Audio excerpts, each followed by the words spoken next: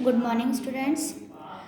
आज मैं आप लोगों को आपके साइंस का फर्स्ट चैप्टर पढ़ाने जा रही हूँ, फूड प्रोडक्शन इन प्लांट। आप लोगों को वैसे मैंने क्लास में इसके बारे में समझा दिया था, इस चैप्टर के बारे में कि इस चैप्टर में हम क्या क्या पढ़ेंगे। इस चैप्टर को 4 पॉइंट में डिवाइड किया गया है। सबसे पहले फूड प्रोडक्शन इन प्लांट क्या होता है, पहले ये बता देती हूँ कि जो पौधों में खाद्य उत्पादन होता है, खाने वाली चीज़ों का उत्पादन होता है, ठीक है।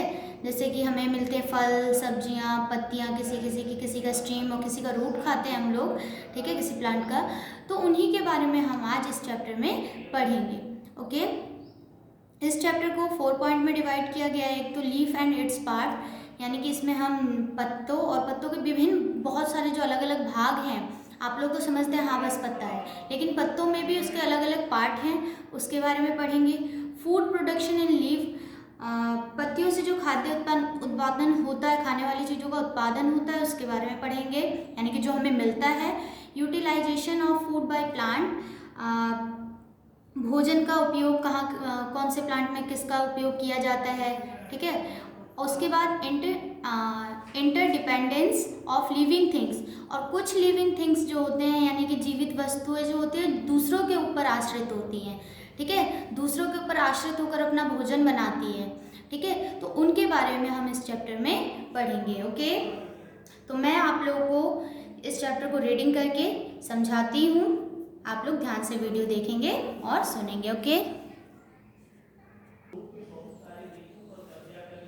देखिए बच्चों, आप लोगों को ये पता है कि जितने भी लिविंग थिंग्स होते हैं, लिविंग थिंग्स तो पता है आप लोगों को, फर्स्ट में पढ़े हैं, सेकंड में पढ़े हैं। जो लिविंग थिंग्स होते हैं सबको खाने की ज़रूरत होती है, ठीक है, सबको खाना चाहिए, भोजन चाहिए जीने के लिए, है ना।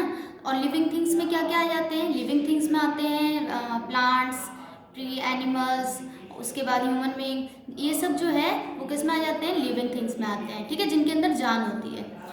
तो all living things need food, सभी लिविंग थिंग्स को खाने की जरूरत होती है। Animals and human beings and eat plant, beings eat plant and animals to get energy, but what do plant eat. आप लोगों को तो पता है जो ह्यूमन बींग्स होते हैं वो प्लांट और एनिमल को खा के एनर्जी प्राप्त करते हैं, एनर्जी उनको मिलती है उससे, ठीक है। जो ह्यूमन बींग्स यानी कि हम लोग होते हैं, तो हम लोग अपना भोजन कहाँ से, हमें जो होता है फूड कहाँ से मिलता है, कहाँ से प्रोवाइड होता है। तो हमारा फूड का मेन सोर्स जो है बच्चों वो एनिमल है और प्लांट है। लेकिन अब क्वेश्चन ये है कि जो प्लांट है उनको खाना कहाँ से मिलता है, वो क्या खाते हैं, हाउ डू दे सर्वाइव, वो कैसे जीते हैं। Plant survive as they can produce their own food and utilise it to get energy. तो बच्चों जो प्लांट होते हैं वो अपना खाना खुद ही बनाते हैं और खुद ही उसका उपयोग करते हैं, ठीक है, जिससे उनको एनर्जी मिलती है। It most plant food produce take place in their leaves, जो बहुत सारे प्लांट होते हैं उनमें जो फूड प्रोडक्शन होता है वो कहाँ होता है, किस जगह पे होता है, लीव्स में होता है। कहाँ होता है, पत्तियों में होता है, यानी कि जहाँ उनका खाना बनता है, जहाँ उनका भोजन बनता है वो कहाँ होता है, कौन सी जगह पे प्रोड्यूस होता है उनका फूड, तो उनका फूड लीव्स में प्रोड्यूस होता है। Let us study about the leaf. तो इतना आप लोग समझ गए। अब हम लीफ के बारे में पढ़ेंगे इस चैप्टर में, ठीक है। Leaf and it's part, leaf और उसके अलग अलग भागों के बारे में पढ़ेंगे। ओके, आप लोगों को ये पिक्चर दिख रही होगी। अब देखिए साइड से ये जो इस तरीके का, इसको क्या बोलते हैं, ब्लेड बोलते हैं, इसको पेटियोल बोलते हैं, इसको स्टीपल्स बोलते हैं, इसको मिडरिप बोलते हैं। ये जो धारियाँ निकल रही है, बीच से लाइन निकल रही है ट्यूब जैसी, उसको मिडरिप बोलते हैं। और इस ट्यूब में से भी एक लाइन निकल रही है, उसको क्या बोलते हैं, वेन बोलते हैं। अलग अलग छोटी छोटी लाइनें निकल रही है, उसको वेन बोलते हैं, ठीक है।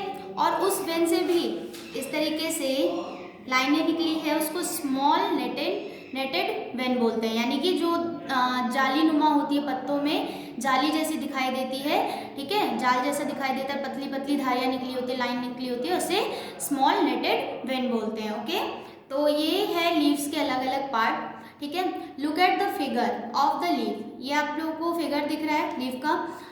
अ leaf is attach to the branch by the petiole, जो लीव है वो किससे अटैच रहता है, ब्रांच से अटैच रहता है, किसके सहारे, पेटियोल के सहारे, यानी कि जो ये लाइन है इसके सहारे अटैच रहता है, किससे, लीव से, और ये ब्रांच है, ठीक है। The flat part of the leave is called the leaf blade, और जो इसका फ्लैट पार्ट होता है, ठीक है, सपाट पार्ट होता है, उसको क्या बोलते हैं बच्चों, लीफ ब्लेड बोलते हैं, और द लैमिना या फिर लैमिना भी बोल सकते हैं, ठीक है। The lamina may be narrow और ब्रॉड, जो लैमिना होता है वो सिंपली ऐसे भी हो सकता है, प्लेन भी, आप लोग देखोगे आम के पत्ते होते हैं वो ऐसे होते हैं, लेकिन नीम का पत्ता जो होता है थोड़ा इस तरीके से होता है, ब्रॉड होता है, ठीक है, नैरो और ब्रॉड। द मेन वेन और the mid rib is a tube line. अब इसमें देखिए जो मिड रिब होता है, ये जो लाइन निकल रही है इसको क्या बोल रहे हैं, मिड रिब बोल रहे हैं, ठीक है, बीच में से यहाँ से जो लाइन निकल रही है पेटियोल में से, इसको मिड रिब बोला जाता है, ठीक है। इज अ ट्यूब लाइक, ये ट्यूब के जैसी होती है। Structure that run through the centre of the leaf, और ये कहाँ से शुरू होती है, ये लीफ के सेंटर से शुरू होती है, शुरुआत होती है इसकी, और सब जगह फैली रहती है। It has many side veins branching out from it, इसमें से और भी बहुत सारे ब्रांच निकले रहते हैं, जैसे ये देखिए इसमें से और भी बहुत सारे ब्रांच निकले रहते हैं, जो मिडरिब है, मेन मिडरिब है, उसमें से ब्रांच अलग अलग ब्रांच निकले रहते हैं। These vein help in the transportation of water, minerals and food, और ये किस में सहायता करते हैं, ये जो मिडरिब है वो अलग अलग जगह वाटर, इनके धारियों में वाटर पहुंचाने में, और जो भी जरूरी मिनरल्स होते हैं, फूड होते हैं, ये इस मिडरिब के सहारे पहुंचाता है, जो लीफ के अलग अलग पार्ट में भेजता है, ठीक है।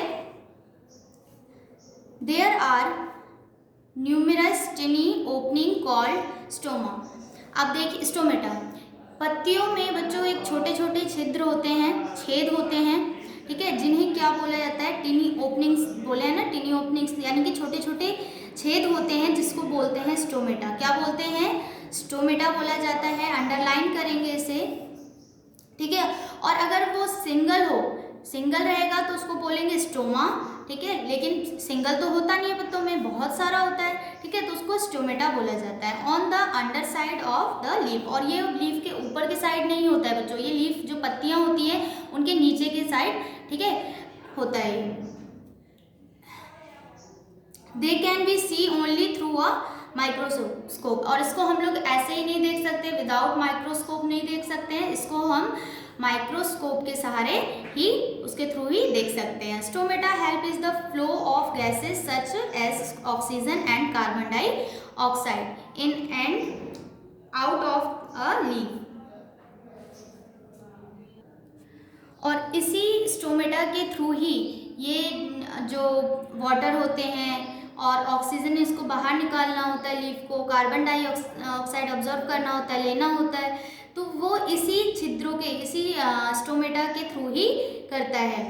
Plants also give out excess water in the form of water vapour through stomata, और जो इसमें से जो एक्स्ट्रा वाटर होता है, जैसे प्लांट में हम लोग पानी देते हैं, और जो एक्स्ट्रा वाटर होता है वो पत्तियों के ऊपर इसी स्टोमेटा के थ्रू ही बाहर आता है। जो वाटर की ज़रूरत, जितने वाटर की ज़रूरत उसे नहीं होती है प्लांट को, तो वो बाहर निकालता है, किसके थ्रू, स्टोमेटा के थ्रू। Water loss in more in hot weather, और जब ज़्यादा गर्मी होती है तब उस समय वो और भी ज़्यादा वाटर बाहर निकालता है। Most leave have a green colour substance called chlorophyll. अब बच्चों देखोगे आप, ज़्यादातर जो पत्ते होते हैं वो ग्रीन कलर के होते हैं, लेकिन कुछ भूरे भी होते हैं, कुछ येलो भी होते हैं, ठीक है, तो लेकिन ज़्यादा पत्ते जो होते हैं वो ग्रीन कलर के होते हैं। और ग्रीन कलर के क्यों होते हैं, तो बच्चों वो ग्रीन कलर के इसलिए होते हैं क्योंकि उनमें क्लोरोफिल नाम का एक सब्सटेंस पाया जाता है, ठीक है, एक पदार्थ पाया जाता है।